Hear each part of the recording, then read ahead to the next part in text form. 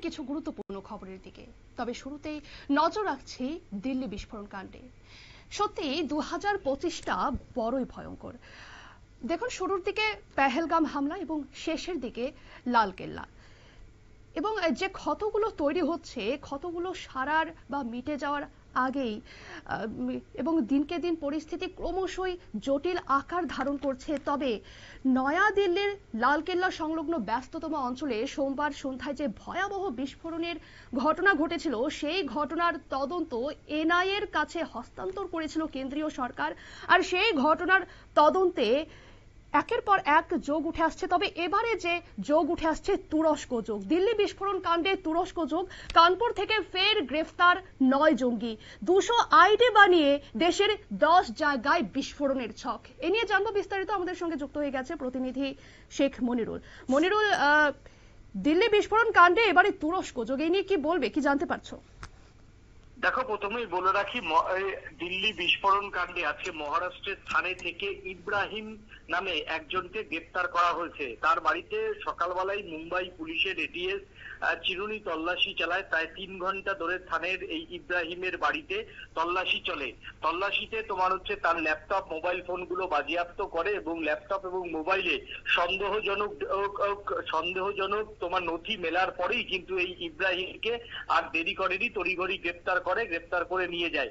ইতিমধ্যেই মুম্বাই পুলিশের বিশেষ দল তাকে মহারাষ্ট্রের পুলিশের যে সদর দপ্তর মুম্বাইতে, সেই মুম্বাইতে তোমার হচ্ছে তাকে চার্চ গেটের সামনে অফিস, সেই চার্চ গেটের সামনের অফিসে নিয়ে তাকে জিজ্ঞাসাবাদ করছে।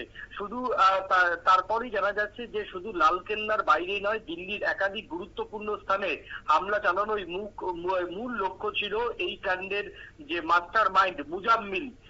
এখনো পর্যন্ত গুরুত্বপূর্ণ এমনটাই তথ্য উঠে এসেছে। মুম্বাইয়ের 26 একর ধাঁচে হামলা চালানোর পরিকল্পনা ছিল উমর ও মুজাম্মিলদের।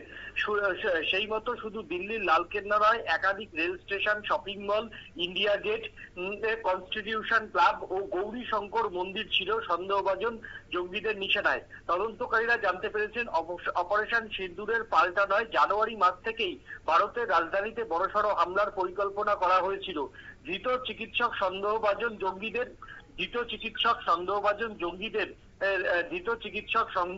জঙ্গিদের কিন্তু গ্রেপ্তার করে এমনটাই কিন্তু তথ্য জানতে পেরেছে দিল্লি পুলিশ।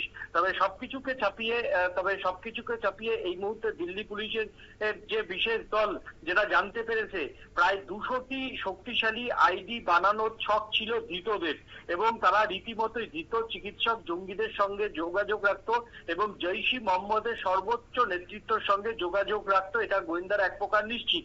এবং 200টি আইডি বানানোর ছক নিয়ে শুধু দিল্লি নয়, গুরগাঁও, ফরিদাবাদে হামলা চালানোর টার্গেট তারা নিয়েছিল। মূল ওই সন্দেহবাদীদের জঙ্গিদের নিশানায় ছিল একাধিক এই ধর্মীয় স্থান। তবে তোমার হচ্ছে দিল্লি ও আশেপাশের এলাকায় ধর্মীয় স্থানে হামলা চালিয়ে ভারতের সাম্প্রদায়িক তোমার হচ্ছে অস্থিরতার একটা ছক বসেছিল। এছাড়াও এই মুজাম্মিলদের যে চিকিৎসকদের থেকে সরাসরি বেশ কয়েকটি জঙ্গি সংগঠনের সঙ্গেও কিন্তু যোগ রয়েছে। সব থেকে বড় কথা, এদিন তদন্তকারীরা বিশেষ কিছু তথ্য ধৃত চিকিৎসকদের যে ল্যাপটপ এবং মোবাইল গেটে পেয়েছে, তা লালকেল্লার বাইরে বিস্ফোরণের ঘটনার পিছনে রয়েছে 2টি টেলিগ্রাম চ্যানেল। তুরস্কে জয়েশের যে হ্যান্ডেলারের সঙ্গেও দেখা করেছিলেন মুজাম্মিল, শাকিল ও উমর মোহাম্মদ, এমনটাই কিন্তু এনআইএ সূত্র মারফত খবর। যদিও তদন্ত আরো গভীর চালাচ্ছে তদন্তকারীরা, অপরদিকে জম্মু কাশ্মীরের শোপিয়ানেও এই মুহূর্তে জোর কদমে তল্লাশি চলছে।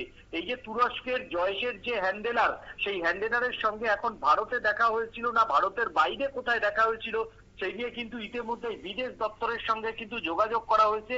এই যে যে 10-12 দিন ধরে যে ধৃত চিকিৎসক এবং যে লিঙ্কম্যান যাদের গ্রেপ্তার করা হয়েছে, তাদেরকে তোমার হচ্ছে বিদেশ যাত্রা তারা করেছিল না কিনা সেটাই এখন জানছে। অন্যদিকে চিকিৎসক শাহিদের সঙ্গে যোগসূত্রে আরো 9 জনকে কিছুক্ষণ আগে গ্রেপ্তার করেছে উত্তরপ্রদেশ পুলিশ, এবং উত্তরপ্রদেশ পুলিশের এসটিএফ কানপুর থেকে এই মুহূর্তে 9 জনকে কিন্তু তোমার হচ্ছে গ্রেপ্তার করেছে, এমনটাই কিন্তু জানা যাচ্ছে। এবং দিল্লি বিস্ফোরণ কাণ্ডে তুরস্কের জয়েশের হ্যান্ডেলারের সঙ্গে মানে মুজাম্মিল শাকিল ও উমর মোহাম্মদ এই দুজনই কিন্তু যোগাযোগ রাখতো, এবং তাদের কিন্তু সমস্ত ডেটা এই মুহূর্তে পাওয়া গেছে বলেই কিন্তু জানিয়েছে গোয়েন্দারা। অন্যদিকে আরো একটা খবর জানা যাচ্ছে যে দিল্লিতে সন্দেহভাজন যে জঙ্গিরা, সেই সন্দেহভাজন জঙ্গিরা কয়েকদিন আগেই মুম্বাই, দিল্লি সহ তারা বেশ কিছু বড় শহরে রেকি করে তাদের ম্যাপ এবং কোথায় পুলিশ থাকে পুরো টোটাল ইনফরমেশন একটি টেলিগ্রাম গ্রুপ থেকে পাকিস্তানে পাঠানো হয়েছিল। সেই টেলিগ্রাম গ্রুপও ইতিমধ্যেই দিল্লি পুলিশের আধিকারিকদের হাতে এসছে। এক কথায় যে চিরুনি তল্লাশি চলছে গোটা দেশ জুড়ে, তাতে কিন্তু এখন স্পষ্ট এই হামলার সঙ্গে পুরোপুরি পাকিস্তান এবং তোমার হচ্ছে বেশ কয়েকজন ইউটিউবার, তোমার হচ্ছে বিশেষ করে তাদের তুরস্কে থেকে বেশ কয়েকজন ইউটিউবার এই সঙ্গে যুক্ত বলেই কিন্তু এখনো পর্যন্ত জানা যাচ্ছে। তবে এনআইএর গোয়েন্দারা জানতে পেরেছেন যে ভারতের অন্যান্য শহরে এই ইউটিউব যে চ্যানেলগুলি রয়েছে, যেটা বিভিন্ন টেলিগ্রাম গ্রুপের মারফত ইউটিউবের বেশ কিছু লিঙ্ক পাঠানো হয়েছে, সেই লিঙ্কেই বিস্ফোরণ বানানোর জন্য ধৃত জঙ্গিদের এটিএস, গুজরাট এটিএস যাদের ধরেছে, সেই গুজরাট এটিএস জানতে পেরেছে তাদের টেলিগ্রাম চ্যানেলের মাধ্যমেই এই বোমা তৈরি করার প্রশিক্ষণ দেওয়া হতো। ধন্যবাদ মনিরুল। আপনারা শুনলেন দিল্লি পুলিশের বিশেষ টিম এবং এনআইএ তরফ থেকে জানা গিয়েছে যে 200 আইডি বানিয়ে দেশের 10 জায়গায় বিস্ফোরণের ছক কষেছিল জঙ্গি, এবং কানপুর থেকে আপাতত 9 জন জঙ্গিকে গ্রেফতার করা হয়েছে। জানা যাচ্ছে যে এই দিল্লি বিস্ফোরণ কাণ্ডে তুরস্কের যোগ পাওয়া যাচ্ছে। নিয়ে নিচ্ছে ছোট্ট একটি বিজ্ঞাপন, বিরতির সঙ্গে থাকুন।